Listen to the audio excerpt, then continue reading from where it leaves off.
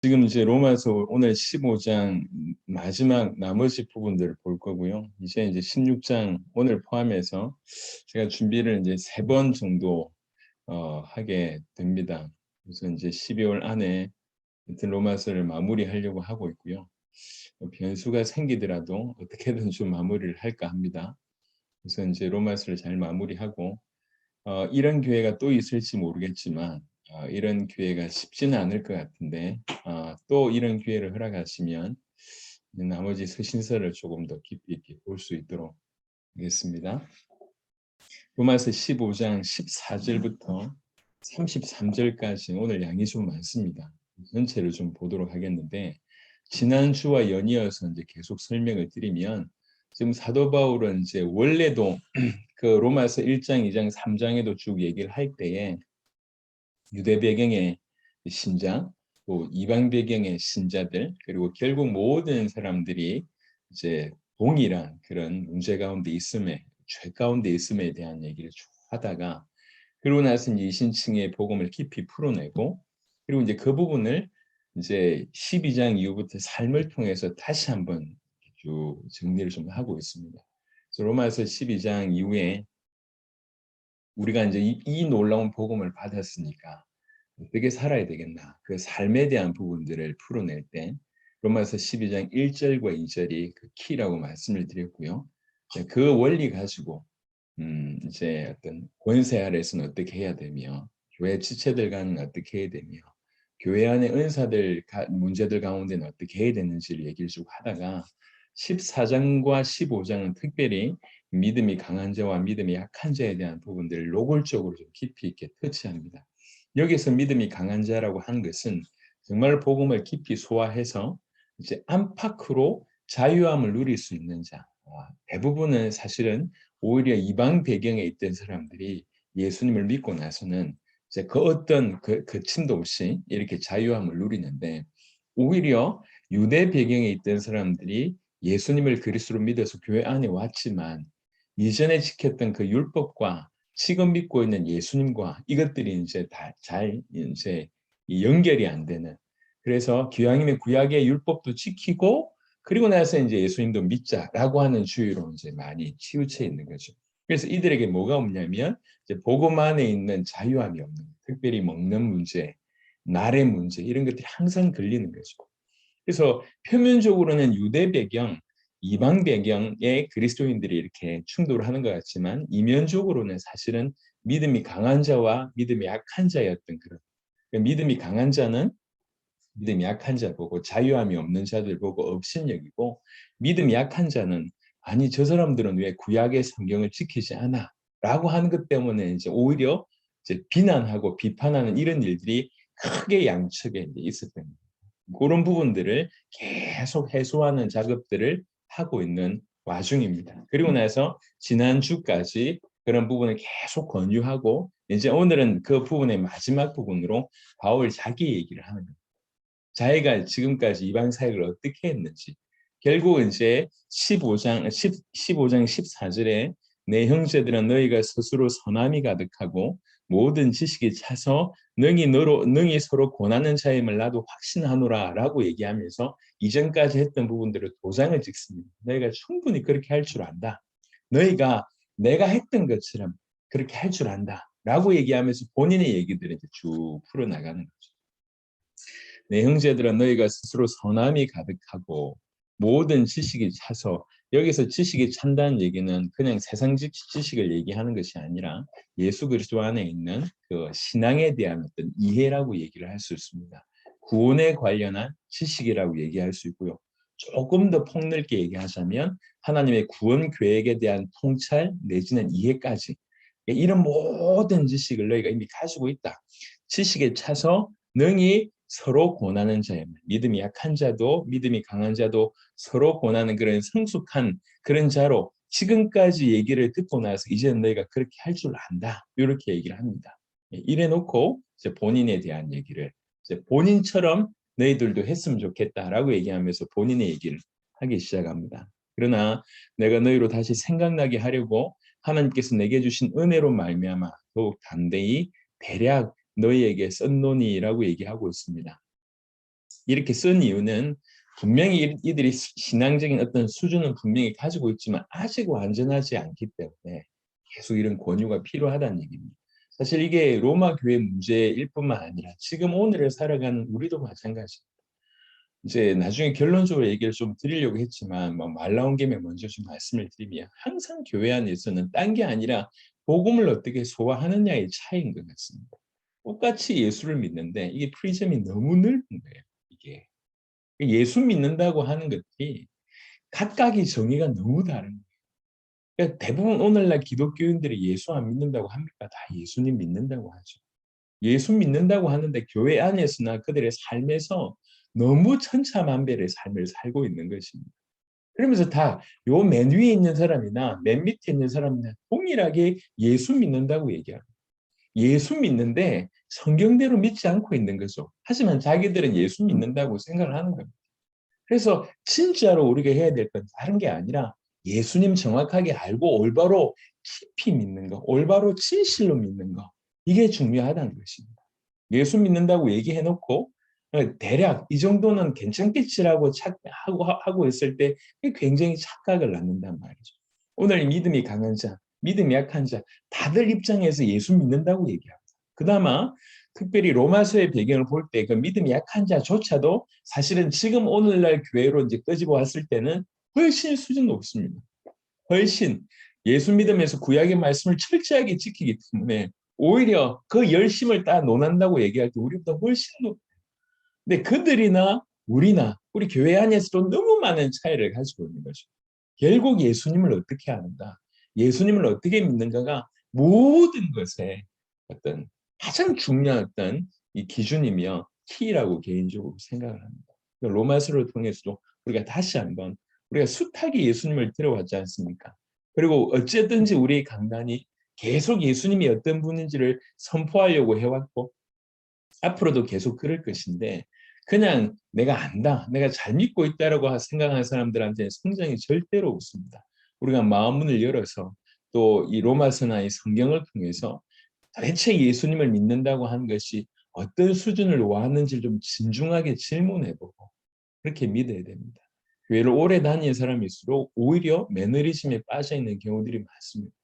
교회를 오래 다니는 사람일수록 인정하기 싫지만 예수 믿는다고 하는 것이 지극히 종교적으로 치우치는 경우들이 굉장히 많습니다.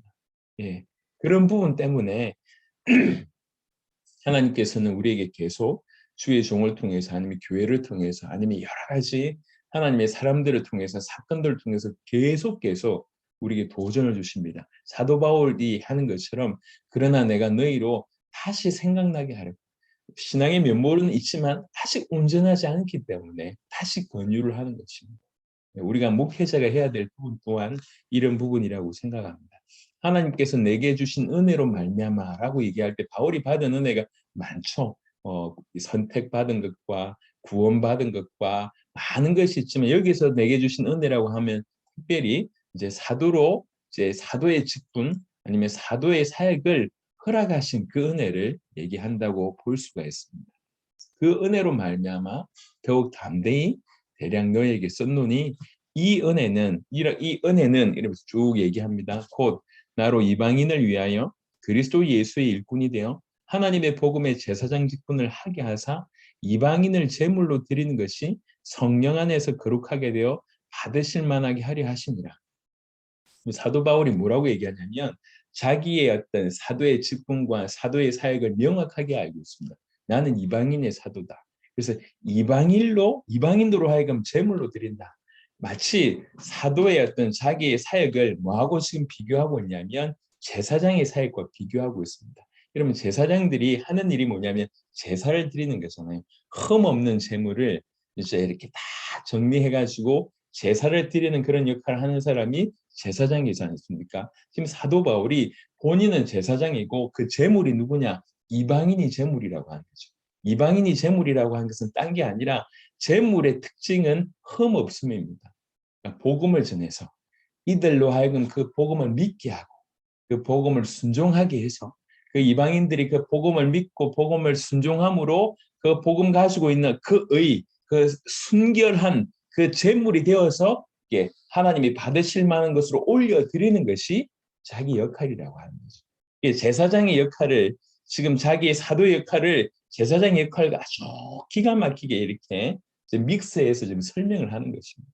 그래서 이방인을 제물로 드린다고 하는 것이 사실은 굉장한 말을 포함하고 있습니다.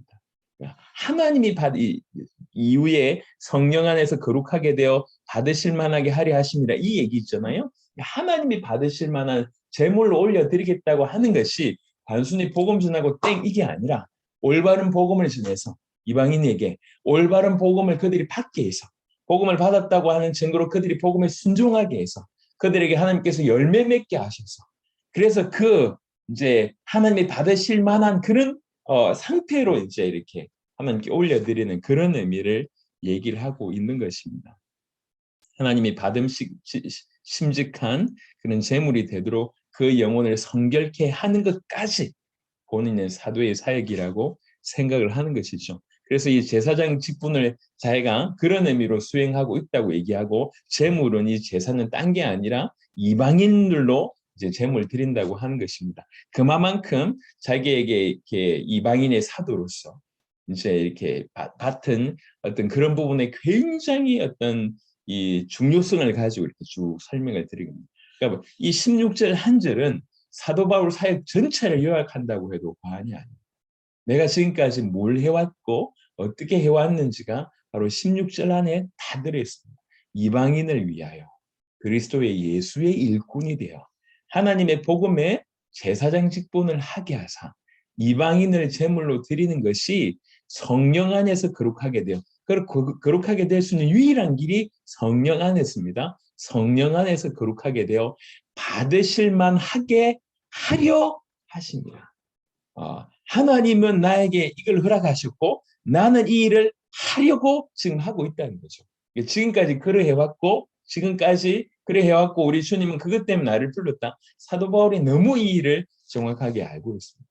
그러므로 내가 그리스도 예수 안에서 하나님의 일에 대하여 자랑하는 것이 있거니와 자랑하는 것이 뭡니까? 16절 이것을 자랑한다고 얘기하고 있습니다. 그리스도 예수 안에서라고 얘기할 때는 사도 바울은 이 표현을 굉장히 많이 썼는데요. 적어도 사도 바울에게 있어서 그리스도 예수 안에서라고 하는 것은 모든 사역의 근거요. 모든 사역의 목표요. 모든 사역의 내용이다라고 볼 수 있어요. 그리스도 예수 안에서. 모든 사역이 거기서부터 출발하고 모든 사역의 목표가 바로 그것이고 모든 사역의 내용이 바로 그것입니다.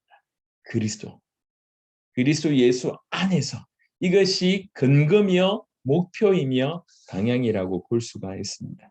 그리스도 예수 안에서 하나님의 일에 대하여 하나님의 일이 뭡니까? 16절 사도 바울을 통해서 이 일을 하게 하신 것. 직접적으로 얘기하자면 조금 더 크게 얘기하자면 그리스도 예수 이름으로 말미암아 전 열방을 구원하시려고 하는 것이 하나님의 일이라고 볼 수가 있습니다. 그래서 18절 그리스도께서 이방인들을 순종하게 하기 위하여 나를 통하여 역사하신 것 외에는 내가 감히 말하지 아니하노라. 지금 딴 말을 할 필요가 없다는 거죠. 하나님께서 나를 통해서 이렇게 이방인들을 순종하게 하신 것 이것 말고는 비교할 수가 없다는 겁니다. 지금 누구한테 얘기하고 있습니까? 양측에 첨예한 대립을 하고 있는 자들에게 사도 바울이 간증을 하고 있습니다. 내가 이 중심으로 살아왔고 이 중심으로 너에게 사역을 했지 않냐? 왜 니네끼리는 서로 못해? 이 얘기를. 정말 복음을 받았다고 얘기하자면 왜 그 믿음이 약한 자를 니네가 이해를 못해? 그럼 믿음이 약한 니네는 믿음이 강한 자에게 도전을 받아야지 왜 비난하고 있어? 정말 복음 받았다고 하면 내가 살아보니까 이렇던데 너희도 그렇게 해야 되지 않냐? 지금 이렇게 돌려서 얘기를 하고 있다고 볼 수가 있습니다.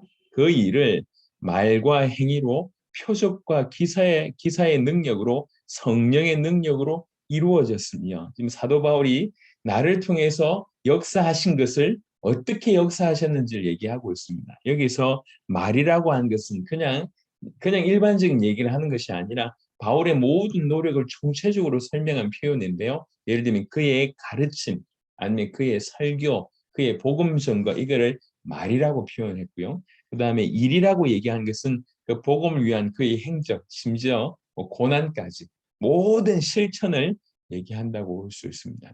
표적은 초월적인 역사를 얘기하고 있고요. 기사는 자연 법칙을 초월하는 이 역사를, 기적을 얘기하고 있습니다.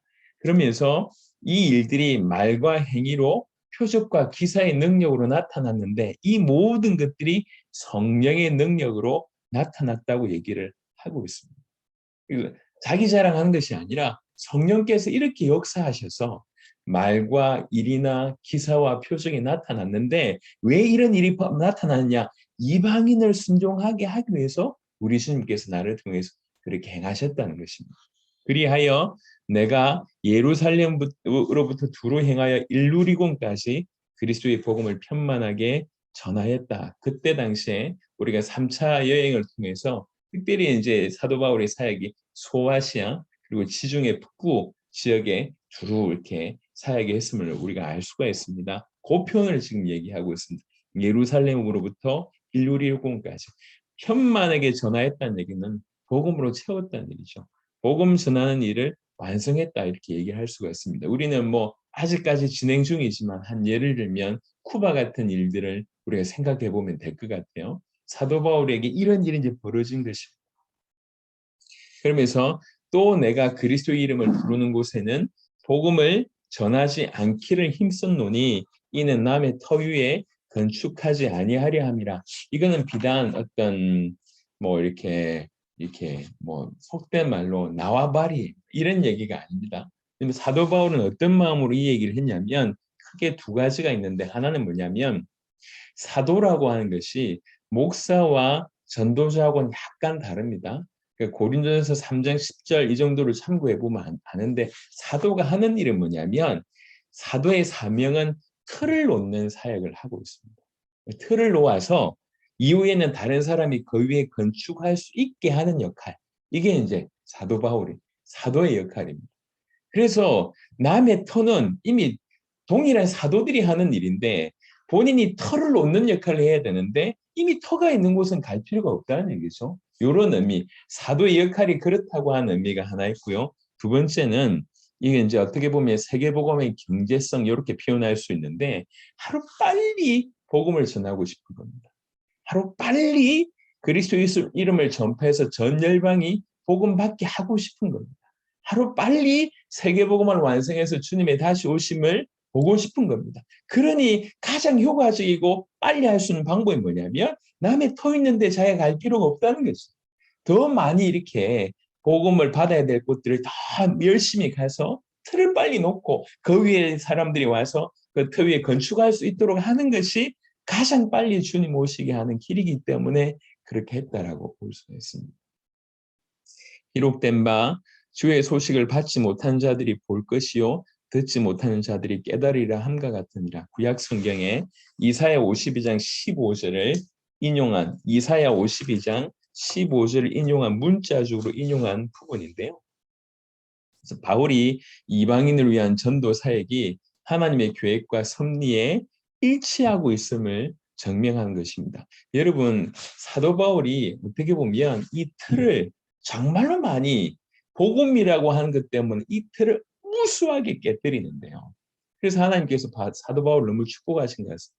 예를 들면 복음이 이 땅에 왔다는 것은 그리스도 예수께서 이 땅에 오셔서 십자가와 부활로 우리에게 허락하신 이 복음이라고 하는 것은 이 구원이라고 하는 것은 구약의 모든 약속의 성취다. 이렇게 진실로 봤다는 것이요.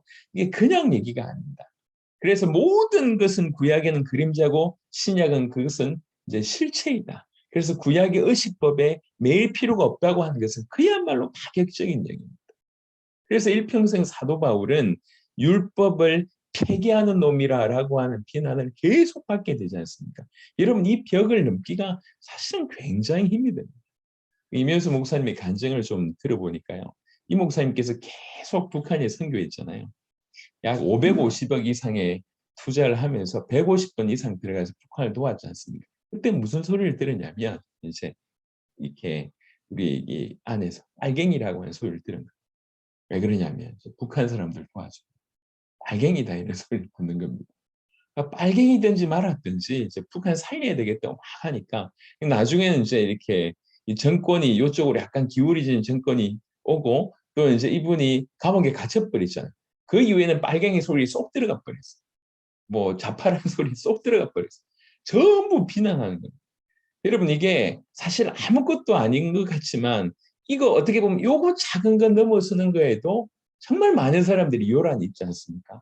그런데 적지 않은 적어도 모세를 통해서 율법이 주어진 이후에 1400년, 약 1500년이 흘러오는 동안에 바울 시대까지 포함하면 거의 1500년 흘러오는 동안에 유효했던 그것들을 그것도 하나님이 친히 주신 말씀 그래서 성경이라고 하는 것들이 구약 성경이 딱 나와 있는 그 상황 속에서 그리스도 예수께서 모든 것을 끝내셨다.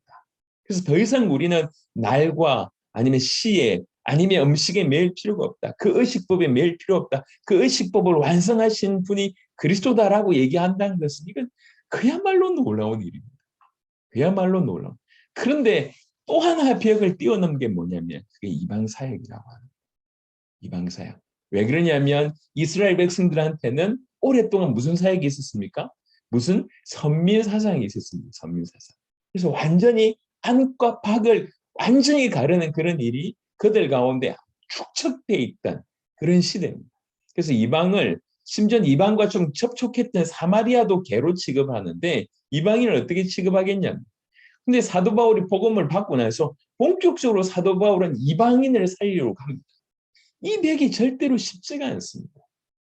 많은 사람들이 인정할 수 없는 그 여전히 깨지지 않는 그 벽 속에 있어서 비난만 하고 있을 때 사도 바울은 아랑곳 없이 복음을 전하기 시작하고 이방 사역을 하기 시작합니다. 그리고 이 이방 사역을 쭉 하면서 이게 내 혼자 내 열심으로 내 감동으로 그냥 뛴 게 아니라 원래 성경에 예언됐던 바다. 그리고 그 중에 하나가 오늘 본문의 이사야 52장 15절 같은 이 본문입니다. 기록된 바 주의 소식을 받지 못한 자들이 볼 것이요 듣지 못한 자들이 깨달으리라 함과 같으니라. 이렇게 열방의 복음이 비추어지는 그런 일들이 있고 그래서 주께로 돌아오는 자가 역사상 이방인들도 주께로 돌아온 자가 이렇게 역사상 일어난다는 것은 완전히 새로운 시대가 도래했다는 것이고 그 새로운 시대를 도래했다는 것을 제일 먼저 어떻게 보면 알아차린 획기적인 사건이라고 해도 과언이 아닌 것이죠.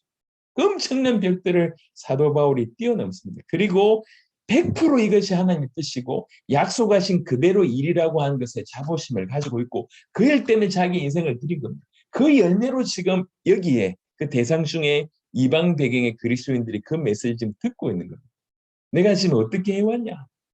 이렇게 해오지 않았냐? 성령의 역사로 모든 벽을 뛰어넘고 예. 이게 자기 얘기를 하면서 돌려서 얘기를 한다고 볼 수가 있습니다. 지금 너희가 14절에 너희가 스스로 선함이 가득하고 이제 더 이상 서로 비난하지 마라. 더 이상 비판하지 마라. 정말 그리스도 예수를 믿음으로 성령이 여러분 속에 내재하고 있지 않냐. 그렇다고 하면 여러분들이 새 사람이 된 것이 아니야. 새 사람이 됐다는 얘기는 새 사람의 인격과 도덕성을 너희가 갖고 있지 않냐. 그런 선함을 너희가 갖고 있는 거 아니냐. 왜 비난과 비판에 서로 자폭하고 있냐. 네. 선함이 가득하고 모든 지식에 차서 이게 지금 실제로 선함이 가득하고 모든 지식이 차 있다는 얘기를 하는 게 아닙니다. 어떻게 보면 이랬으면 좋겠다고 하는 부분들이 성격이 조금 더 강할 수 있다고 볼 수가 있습니다. 모든 지식에 차서 능히 서로 권하는 자임을 나도 확신한다. 그래놓고 내 얘기해볼게. 쭉 얘기를 하는 겁니다. 여기까지. 왜 이렇게 살았는지를. 이 삶 자체가 이들에게 메시지가 된다는 거죠. 정말로 한 사람은 예수님을 믿고 모든 자기 유대인들에게 그렇게 율법 폐기론자며 이방 사역을 한다고 오만 비난을 다 들으면서도 이렇게 살리고 있는데 그리고 이것이 하나님의 뜻이 맞았고 과연 성경에서 예언했던 그 바가 맞았고 그래서 성령께서 이렇게 강력하게 역사하셔서 이런 열매 맺은 것이 아니냐 이게 하나님 뜻 아니냐 그렇다고 하면 교회 안에서 니네들끼리 이게 믿음이 강하다 안 나다 이게 맞는 말이냐 지금 이렇게 얘기하고 있습니다. 그리고 이제 22절부터는 조금 더 이제 실제 이렇게 실제 어떤 권유 얘기보다는 실제 얘기를 좀 합니다. 그러므로 또한 내가 너에게 가려 하던 것이 여러 번 막혔더니 실제로 외적인 장애 요소 때문에 많이 막혔던 것 같습니다. 이제는 이 지방에 일할 곳이 없고 우리도 이런 날이 속히 오게 되길 바랍니다. 이렇게 얘기할 날이 속히 오게 되길 바랍니다. 이 지방에 일할 곳이 없고, 즉 예루살렘부터 일루리곤까지 그 안에 어떤 도시들이 있습니까? 에베소나 고린도나 데살로니가, 뭐 빌립보, 뭐 다메섹 이런 도시들이 쭉 있습니다. 더 이상 일할 곳이 없고, 또 여러 해 전부터라고 얘기한 것은 상당히 오래 전부터 그런 뜻입니다. 스바나로 갈 때, 지금은 스페인이라고 볼 수가 있는데 당시에 지도 보시면 알겠지만 서쪽 병방, 그래서 땅끝이라고 다 여겨지고 있는 땅입니다. 그 스바나로 갈 때에 너희에게 가기를 바라고 있었으니, 스바나로 갈 때에 너희에게 가기를 바라고 있었다고 얘기를 합니다. 스바나로 갈 때 왜 로마에 가기를 바랬냐면, 그 땅끝에라고 하는 그 스페인의 복음을 전하러 갈 때에 이 로마가 당시 세계의 어떤 정치 문화의 중심지였기 때문에 이 스바나를 선교하기 위해서 전략적인 요충지로서 로마 교회 협력이 반드시 필요했다라고 사도 바울은 여겨진 겁니다. 지도를 보시면 조금 더 이해가 될 것입니다.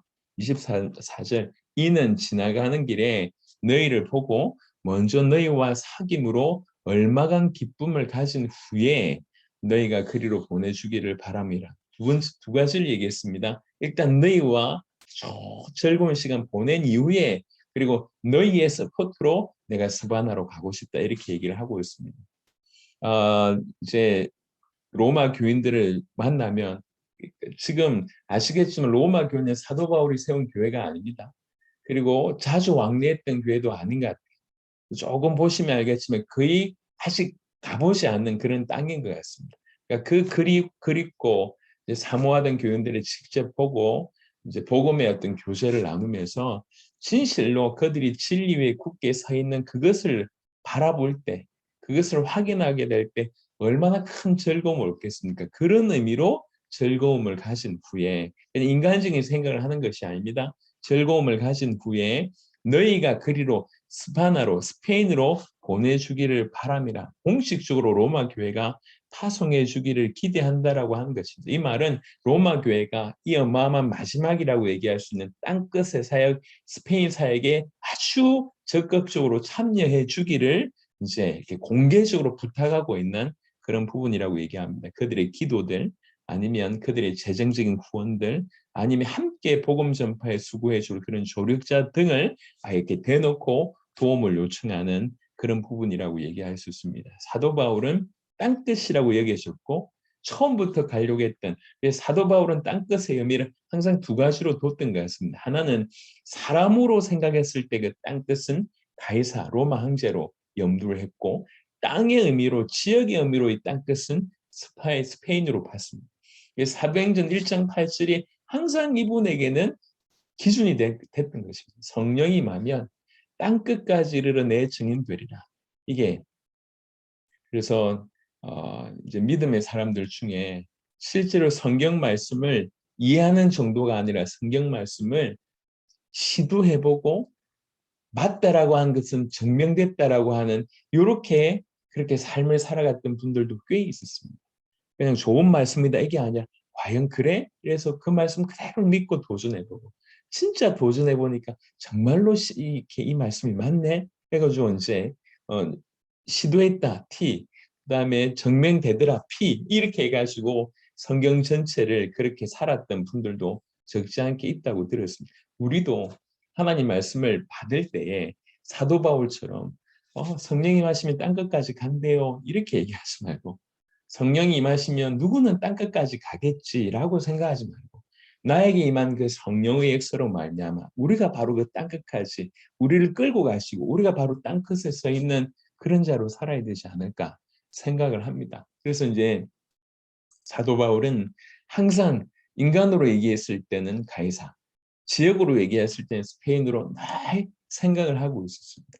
그리고 오늘 본문에도 보면 이 지방에는 일할 것이 없다 이렇게 얘기하고, 고린도전서 17장 같은 데 보면 그때가 단축하여졌다 이렇게 얘기하고, 사도행전 20장부터 보면 이 은혜의 복음을 전가하는 일을 마치려 하면은 내 생명을 조금 더 귀한 것으로 여기지 아니한다.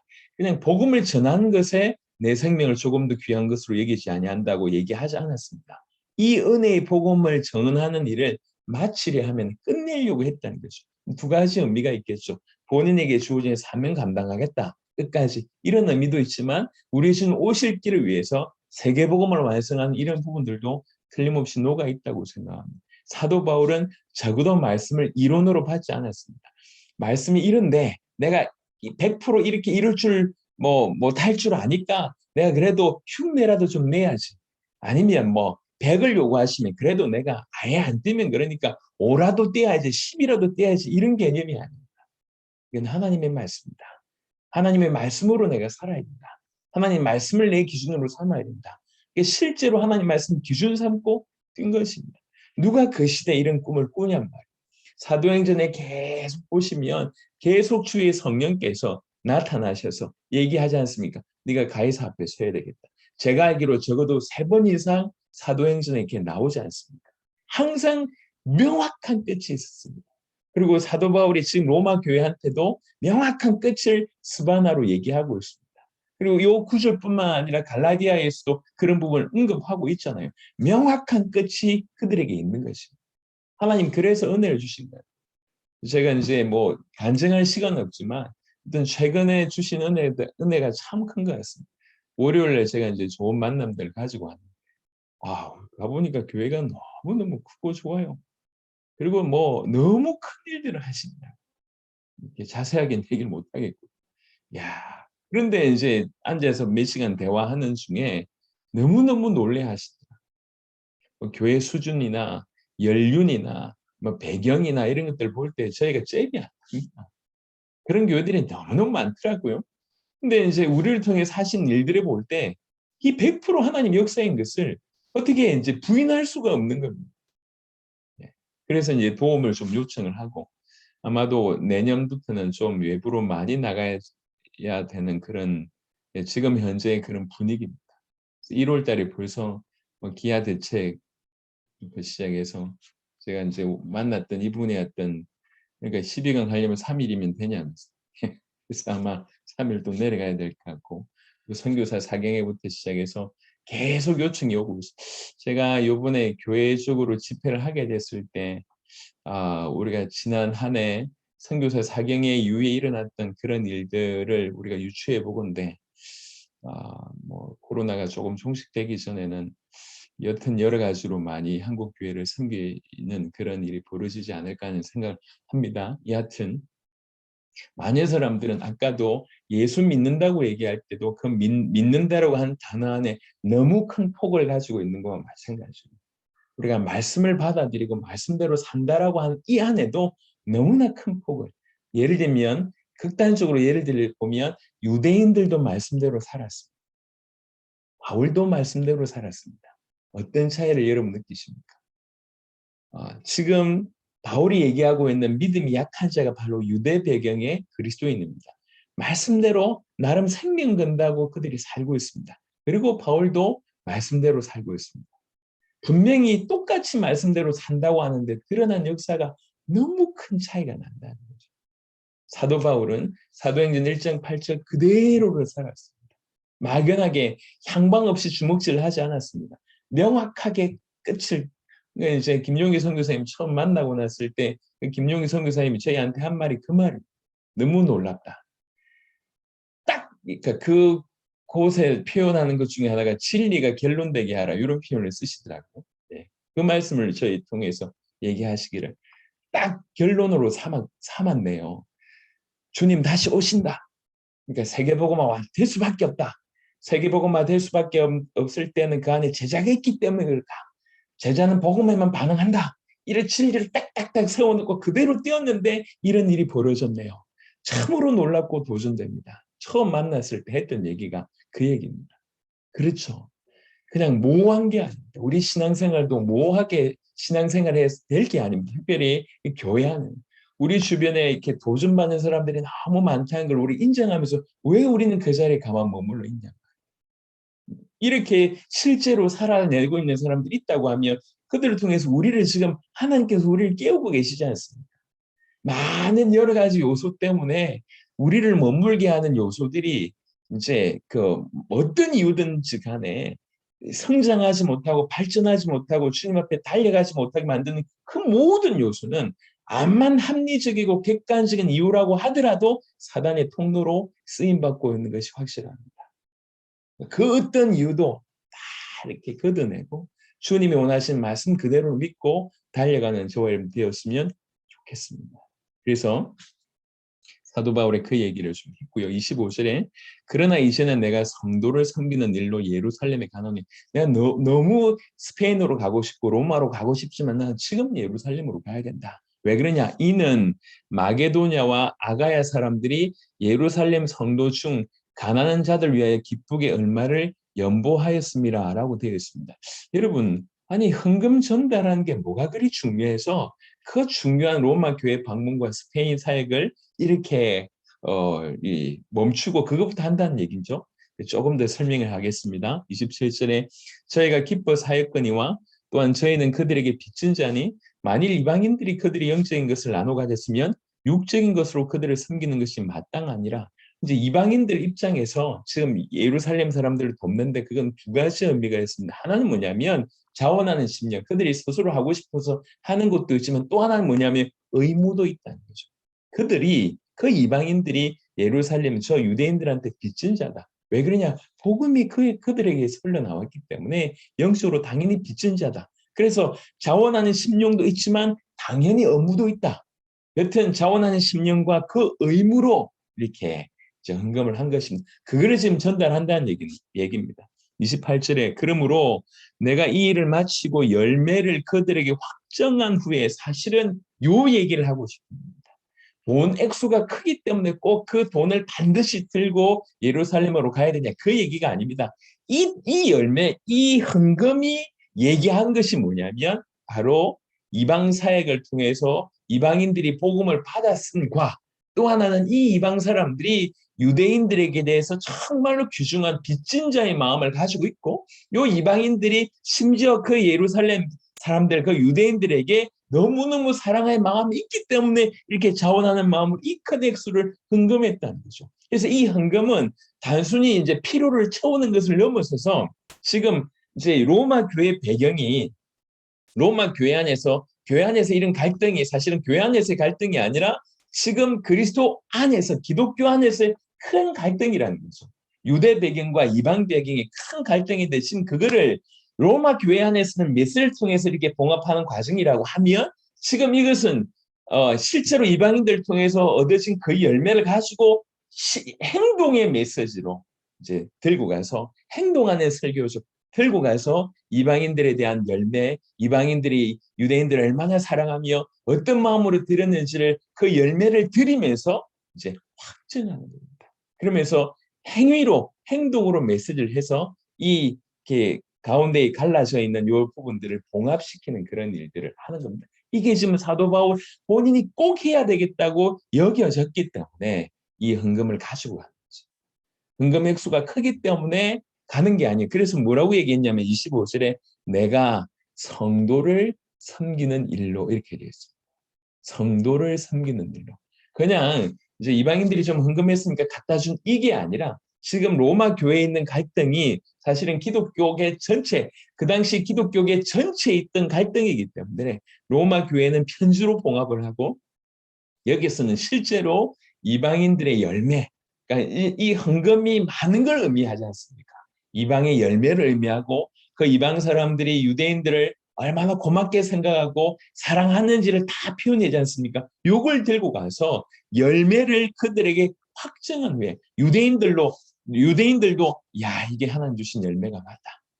이게 하나님께서 맺추게 하신 열매가 맞다. 우리가 부인할 수 없다. 라고 그들도 확정하게 된다고 하면 실제로 그걸 통해서 엄청난 그런 봉합의 일들이 벌어지게 된다는 것이죠. 확정한 후에 그런 후에 너희에게 들렸다가 서바나로 가리라 되어 있습니다. 이게 너무 중요하기 때문에 자기의 선교 사역을 일일이 보고하고 이 선교 사역이 그냥 단순히 내가 열심히 뛴 것이 아니라 하나님께서 말씀하신 그 말씀의 성취였음을 보고하고 그 이방인들에게도 성령의 역사가 일어나서 그들도 구원받았기 때문에 그 구원의 증거로 이미 우리에게 구원받게 하기 위해서 중요한 역할을 했던 유대인들을 위해서 이렇게 사랑하는 마음, 자원하는 마음으로 먼저 손을 내미니 너희들도 손잡아 줘야 되지 않냐라고 하는 아주 큰 일. 어떻게 보면 땅끝으로 가는 일도 잠시 미뤄둘 만큼 큰 일이 바로 이 부분이기 때문에 성도를 섬기는 일로 예루살렘에 간다고 얘기하는 것입니다. 그들에게 확정한 후에 너희에게 들렸다가 서바나로 가리라.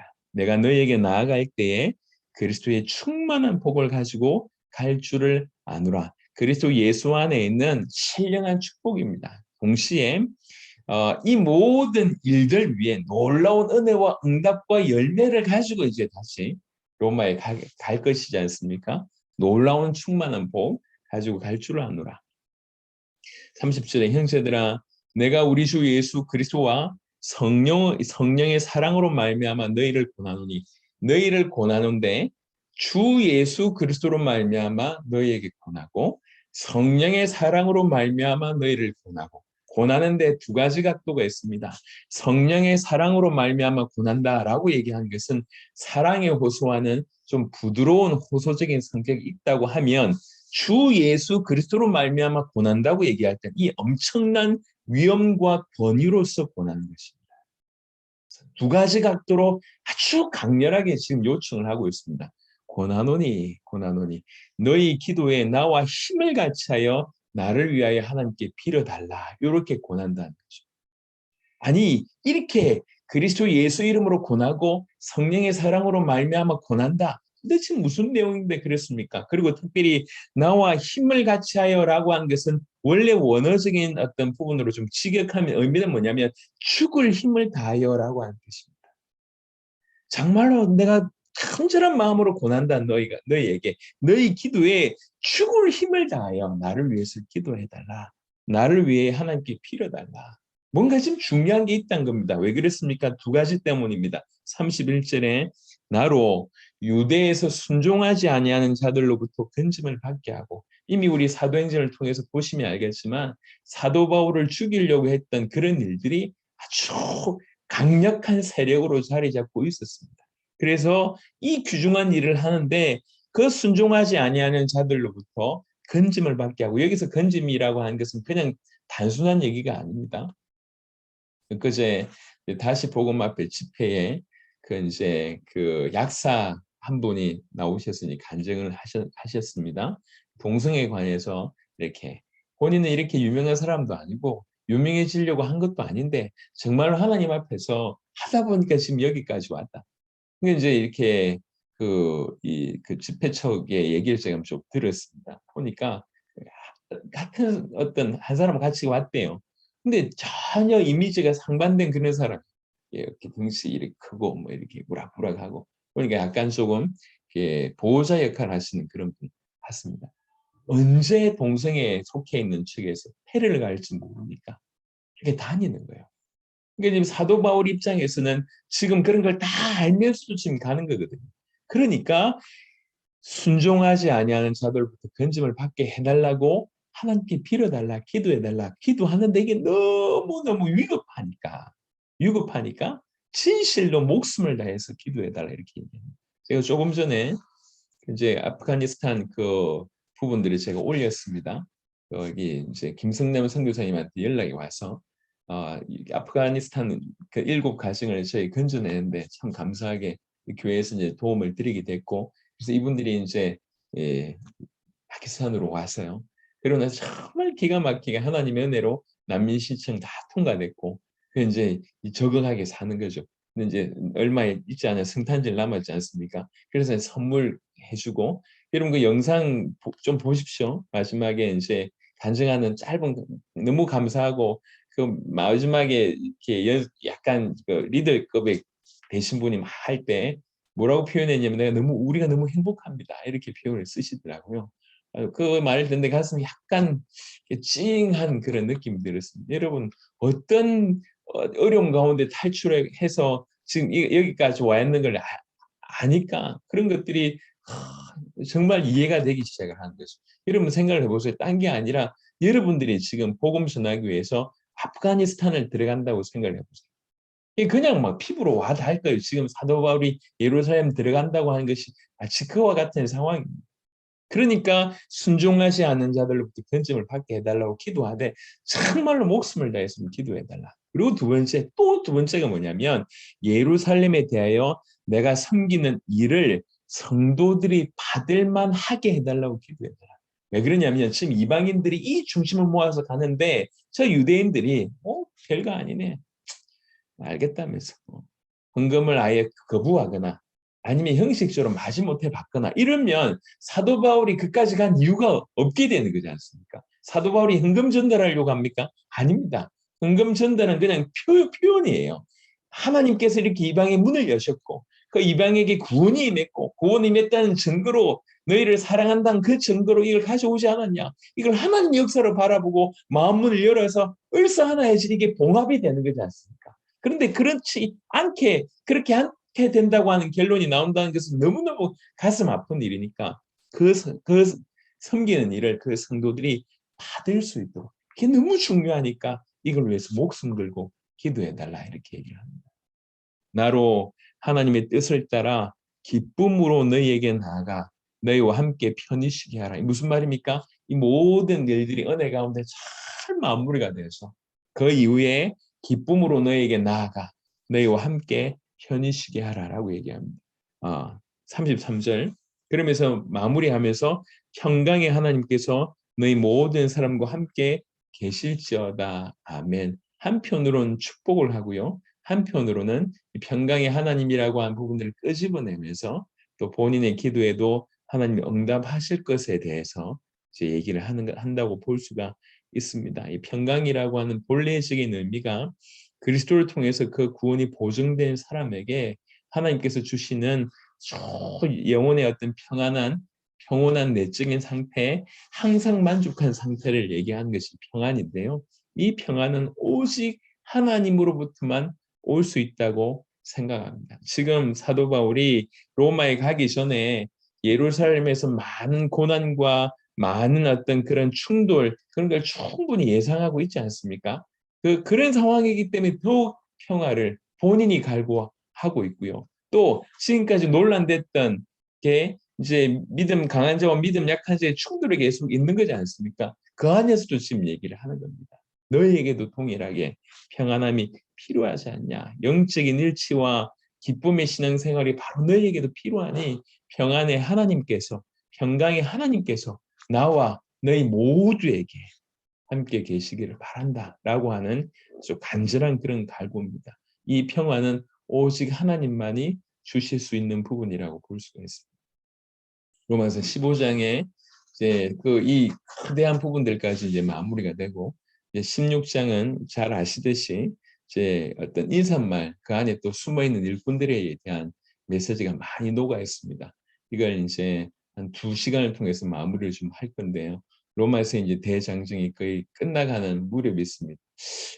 늘 얘기하면서 좀 많이 아쉽다는 생각을 많이 하게 되는데 언제 또 더 깊이 시도하게 될 수 있을지 모르겠지만 여하튼 로마서를 통해서 이 복음의 큰 가치를 깨닫고 복음에 근거한 복음의 깊은 뿌리를 내린 그런 참다운 신앙생활이 우리 모두에게 있었으면 좋겠습니다. 자, 이 시간에 말씀 붙들고 한번 기도하실 때